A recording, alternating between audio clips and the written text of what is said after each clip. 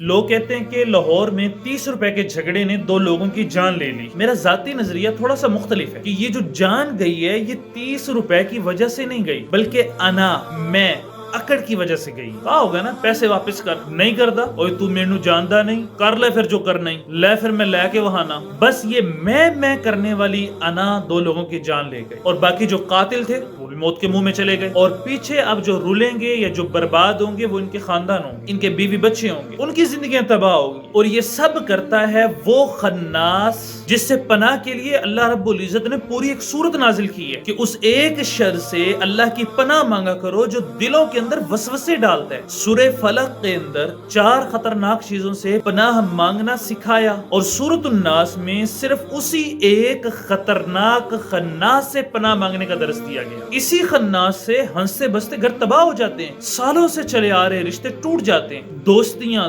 دشمنیوں میں بدل جاتی ہیں، سگی اولاد ماں باپ کی دشمن بن جاتی ہے، بھائی بھائی کا دشمن بن جاتا ہے، محبت کرنے والے میاں بیوی ایک دوسرے کی شکل دیکھنے سے بیزار ہو جاتے ہیں۔ دلوں میں وسوسے ڈالنے والے اس خناس نے نہ جانے کیا کیا تباہیاں مچا رکھی ہیں۔ اسی لیے ہمیشہ اس خناس سے اللہ رب العزت کی پناہ مانگتے رہا کرو۔ معلوم نہیں کب یہ بدبخت خناس دل میں وسوسہ ڈال کر آن ہی آن سب کچھ تباہ و برباد کر کے رکھ دے۔